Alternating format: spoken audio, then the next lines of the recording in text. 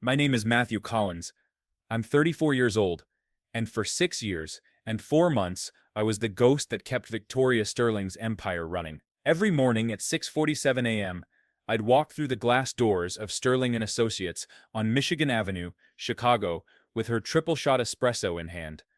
Her schedule memorized, down to the minute, and her problems already half solved before she even knew they existed. To continue listening to this beautiful and special story, please like and subscribe to the channel. Write your name and the city you're watching from so I can include a special greeting for you in an upcoming story. I grew up on the South Side, in Pilsen, where my dad worked double shifts at a steel plant and my mom cleaned offices downtown. Work hard, but never expect applause, my father used to say, wiping grease from his hands at our tiny kitchen table. I took that lesson to heart. Maybe too much. Victoria Sterling was everything I wasn't: tall, commanding, with that kind of confidence that fills a room before she even speaks. She was the youngest senior partner at one of Chicago's most prestigious consulting firms, and everyone knew she was destined for the corner office. What they didn't know was that behind every brilliant presentation, every flawless client meeting, every strategic decision that made her look like a genius, there was me, invisible, efficient, indispensable. I managed her calendar like a chess master, 3 moves ahead of everyone else. When the Henderson account was about to implode, I'd already drafted the damage control strategy. When she needed to charm the board with numbers that actually mattered, I'd stay up until 3 a.m. crafting the perfect presentation. When her personal life threatened to spill into her professional one, I became a wall of discretion that nothing could penetrate. But to her, I was just Matthew, not even my assistant Matthew in meetings. Just Matthew, like a piece of furniture she'd gotten used to. Chapter 2: The Words That Broke the Spell. The conference room on the 31st floor had floor-to-ceiling windows overlooking Lake Michigan. I loved that view. The way the winter light hit the water made the whole city look like it was made of silver. I was standing outside, reviewing the quarterly reports on my tablet, when I heard her voice through the slightly open door. Matthew? Oh God, no. Her laugh was sharp, dismissive. He's competent enough, I suppose, but he's just an assistant. She'll never survive a week without me. I mean, come on, he organizes my dry cleaning. It's not like he could actually run anything important. The board members chuckled politely. Someone mentioned something about promoting me to a junior analyst position, and Victoria's response cut through me like Lake Michigan's January wind. Let's be realistic here. Some people are meant to be behind the scenes. Matthew's comfortable there. Why disrupt a perfectly functional dynamic? I stood there for what felt like hours but was probably only 30 seconds. The reports in my hands suddenly felt heavier. 6 years of 60-hour weeks, of canceled plans, of making her look brilliant while I remained shattered. 6 years of Matthew, I need this yesterday, and Matthew, fix this mess. And never once, not once, thank you, Matthew, I couldn't have done this without you. I walked back to my desk, which was positioned strategically outside her office, close enough to anticipate her needs, far enough to be forgotten. The Chicago skyline stretched out before me through the windows, but all I could see was the reflection of someone I barely recognized. When had I become so small? Chapter 3. I made a decision without asking permission. It's a neighborhood that smells like coffee and ambition, where young professionals like me pretend we're saving money while actually just avoiding the truth that we can't afford anywhere better. I sat on my second-hand couch, eating takeout Thai food, and stared at my laptop screen. For the first time in 6 years, I wasn't preparing tomorrow's agenda for Victoria. I wasn't anticipating her needs, solving her problems, or making her life seamless. Instead, I opened my company email and typed 3 sentences. Dear Victoria, I'll be taking some personal time off starting tomorrow. I'll be using my accrued vacation days. I'll let you know when I'm ready to return. Matthew. No explanations, no detailed handover note, no emergency contact information, just those 3 sentences. My finger hovered over the send button for 20 minutes. 20 minutes of imagining her reaction, of picturing the chaos that would follow, of hearing my father's voice telling me that good people don't abandon their responsibilities. But then I remembered her laugh, that casual dismissal of 6 years of my life, and I clicked send. I'd never done anything like that before. I'd never made a decision that big without considering how it would affect someone else first. The silence in my apartment felt different, not empty, but full of possibility. Chapter 4. The first 24 hours of my absence. I woke up the next morning at 6:47 a.m. anyway. Habit, I suppose. But instead of reaching for my phone to check Victoria's schedule, I made myself coffee, real coffee, not the instant stuff I usually grabbed while rushing out the door. I sat by my window and watched Logan Square wake up. Kids walking to school, people heading to the train, the whole daily dance of a city starting over. At 8:30 a.m., my phone started buzzing. Victoria's office number. I let it go to voicemail. Then again at 8. By 10 a.m. it was constant. I decided to take a walk through Millennium Park. It was one of those crisp Chicago days where the wind off the lake clears your head and makes you remember why people fight so hard to live in this city. I bought a hot dog from a vendor. Mustard, onions, and sport peppers, the Chicago way, and sat by Cloud Gate watching tourists take selfies. My phone kept buzzing. Text messages started coming in from people I'd barely interacted with before. Sarah from accounting. Matthew, Victoria's looking for you everywhere. She seems panicked. Then Mike from IT. Dude, what did you do? Victoria's been calling the help desk all morning about system access codes. By lunch I had 14 missed calls and 23 text messages. I turned my phone off and went to the Art Institute instead. I spent 3 hours looking at paintings I'd always meant to see, but never had time. The Monet water lilies made me think about stillness, about the beauty of just existing in a moment, without having to fix it or improve it for someone else. Chapter 5. The empire begins to crumble. When I finally turned my phone back on that evening, I had 47 messages. Some were from Victoria herself. First confused, then annoyed, then increasingly desperate. Matthew, where are you? I have the Morrison presentation tomorrow, and I can't find the client files. Matthew, this is urgent. Call me immediately. Matthew, whatever this is about, we can discuss it. Just call me back. But the messages that really surprised me were from other people. David, from the executive team. Matthew, we need to talk. Victoria says she can't locate the Peterson contract. Jennifer from marketing.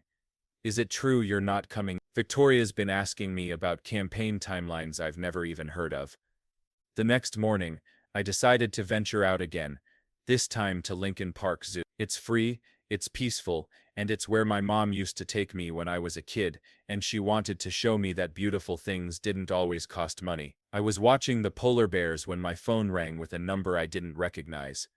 Matthew Collins? This is Robert Chen from the Sterling & Associates Board of Directors. We need to speak with you urgently.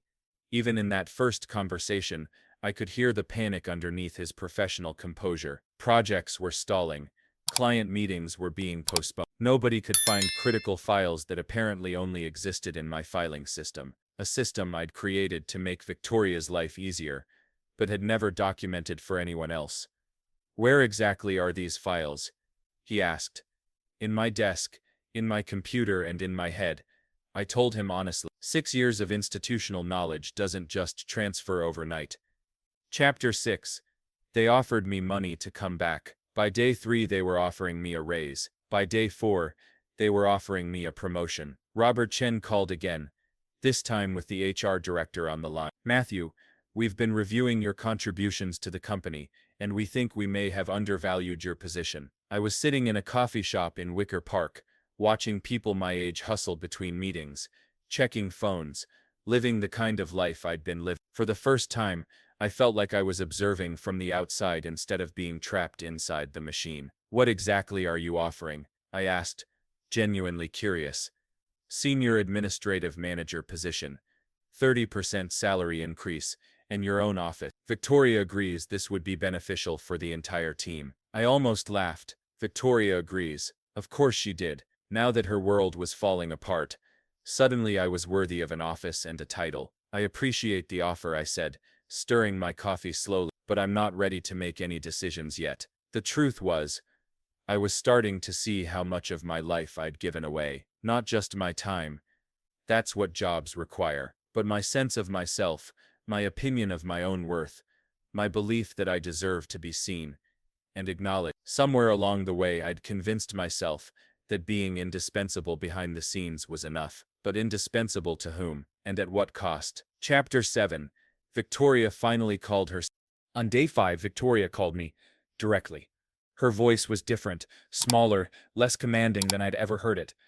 "Matthew, I owe you an apology." She paused, and I could hear traffic in the background. She was probably in her car, probably driving around trying to manage the crisis manually, since she couldn't delegate it to me. "I said some things about you in a meeting, and I realize now how that must have sounded." I was walking along the Chicago Riverwalk, watching boats navigate the channels between downtown buildings. The architecture reflected in the water reminded me that sometimes the most beautiful view is the one you see when you step back far enough to take it all in. "How did it sound, Victoria?" I asked quietly. "It sounded like I don't value you, and that's not true." "You know that's not true." But that was the problem. I didn't know that. For 6 years, I'd been guessing at my value based on how much work they gave me, not on how much recognition they offered. I'd been measuring my worth by how much they needed me, not by how much they respected me. "The Morrison deal fell through," she continued. "The client said our presentation lacked the attention to detail they'd come to expect from us. The Peterson contract got delayed because nobody could find the amendment you'd negotiated. And tomorrow's board meeting, Matthew, I don't even know what I'm supposed to present." I listened to her list the disasters that had always been prevented by my invisible work. It wasn't satisfaction I felt. Exactly. It was more like watching someone finally understand a language you'd been speaking fluently for years. Chapter 8. I discovered who I was without them. During that week away, I did things I hadn't done in years. I called my parents, really called them, not just the 5-minute check-ins I usually managed between Victoria's crises. I met my college friend Jake for dinner in Chinatown, and we talked until the restaurant started stacking chairs around us. I went to a Cubs game by myself and actually watched the entire thing instead of answering emails between innings. But the most important thing I did was sign up for a continuing education course at Northwest. Strategic Business Management, something I'd always wanted to study but never had time for. The first class was on a Thursday evening, and as I sat in that lecture hall listening to a professor talk about organizational leadership, I realized I'd been doing strategic business management for 6 years. I just hadn't been getting credit for it. The other students were mostly young professionals like me, hungry to climb corporate ladders and prove themselves. During the break, I talked to a woman named Lisa who worked at a startup downtown. When I mentioned I was an administrative assistant, she looked confused. "You mean like an executive assistant? Because everything you're describing sounds like project management and strategic coordination." It was such a simple observation, but it hit me like revelation. I'd been calling myself an assistant because that's what they'd called me. But what I'd actually been doing was managing complex projects, coordinating between departments, and solving problems that required strategic thinking and emotional intelligence. Chapter 9. The board made me an offer I almost refused. On day 7, Robert Chen called with an offer that shocked me. Not just a promotion, but a newly created position. Director of Operations. My own team, a corner office, and a salary that was more than double what I'd been making. "The board has been reviewing the events of this week," he said, "and we've realized that your departure revealed some significant gaps in our operational structure. We'd like to offer you a leadership role in addressing those gaps." I was sitting in my apartment, looking out at the city lights of Chicago sprawling toward the horizon. From my window, I could see the building where I'd worked for 6 years, a distant glow among thousands of others. "And Victoria?" I asked. "Victoria has agreed that operational restructuring would benefit everyone involved. She'll focus on client relations and strategic partnerships, while you'll handle internal operations and project management." It was everything I'd ever wanted, professionally speaking. Recognition, authority, respect, financial security. But something about it felt hollow. They were offering me this position, not because they'd suddenly recognized my worth, but because my absence had threatened their bottom line. The respect was pragmatic, not genuine. "I need to think about it," I told him. That night, I walked through my old neighborhood in Pilsen. The house where I grew up was still there, smaller than I remembered. I thought about my father's advice about not expecting applause, and I realized he'd been both right and wrong. You shouldn't work hard just for applause, but you shouldn't work hard while being invisible either. There's a space between those two extremes, a place where you can be valued without being vain, respected without being ego-driven. Chapter 10. I chose to return, but on my terms. The morning of day 8, I called Robert Chen back. "I'll accept the position," I said, "but with conditions." The conditions weren't about money or benefits. They were about structure and respect. I wanted quarterly reviews that included feedback from my team members, not just my supervisors. I wanted transparency in decision-making processes, and I wanted the authority to hire and train my own staff, people who would be valued for their contributions, not just their availability. But most importantly, I wanted Victoria to understand what had really happened during my absence. When I returned to the office, she was waiting for me outside the elevators. She looked tired in a way I'd never seen before. Not just physically exhausted, but emotionally worn down. The confident woman who'd dismissed me as just an assistant had been replaced by someone who understood, maybe for the first time, how interconnected success really is. "Matthew," she said quietly, "I owe you more than an apology. I owe you the truth. You weren't just keeping my schedule. You were keeping my entire operation running. I was taking credit for systems you built, solutions you created, relationships you maintained. That was wrong." We talked for 2 hours in her office. Really talked.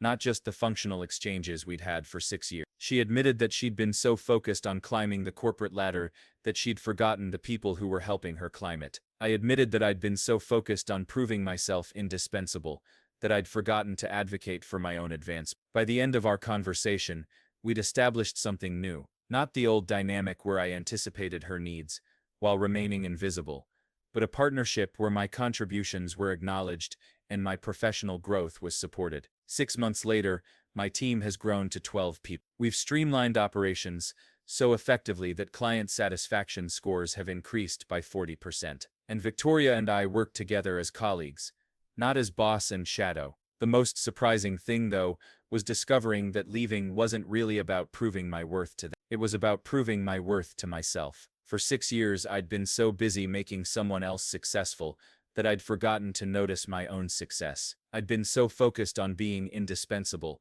that I'd forgotten to be irreplaceable. The difference is this: indispensable means they can't function without you. Irreplaceable means they don't want to function without you. The first is about dependency.